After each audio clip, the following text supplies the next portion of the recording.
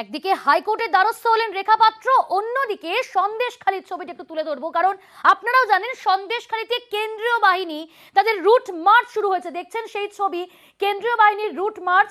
সকাল থেকেই কিন্তু কেন্দ্রীয় বাহিনীর জওয়ানরা বিভিন্ন জায়গায় টহল দিচ্ছেন এবং সন্ধে নেমে গিয়েছে, রাত গড়িয়েছে, এখনো পর্যন্ত কিন্তু টহল দিচ্ছে জওয়ানরা, কেন্দ্রীয় বাহিনীর জওয়ানরা। রয়েছে আমাদের সঙ্গে প্রতিনিধি অনুপম। অনুপম, এখনো কি তাহলে তারা টহল দিচ্ছেন? হ্যাঁ দেখো, এখনো কিন্তু যে কেন্দ্রীয় বাহিনী রয়েছে, কেন্দ্রীয় বাহিনী কিন্তু সন্দেশখালীতে টহল দিচ্ছে। সারাদিন সকালবেলায় আমরা কিন্তু দেখিয়েছিলাম যে সন্দেশখালীর যে রাজবাড়ি এলাকা, সেই রাজবাড়ি এলাকায় কেন্দ্রীয় বাহিনীর টহল, এবং আর এই মুহূর্তে কিন্তু বয়ারমারি যে এলাকা আছে, সেই বয়ারমারি এলাকায় কিন্তু কেন্দ্রীয় বাহিনী টহল দিচ্ছে।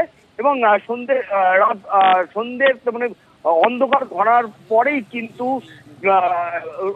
কেন্দ্রীয় বাহিনী কিন্তু রুট মার্চ শুরু করেছে। তার কারণ যেহেতু সন্দেশখালী আবার উত্তপ্ত হয়েছে, যাতে সেই উত্তপ্ত যাতে আবার বেশি না ছড়ায়, সেই কারণে কিন্তু এই কেন্দ্রীয় বাহিনীর রুট মার্চ।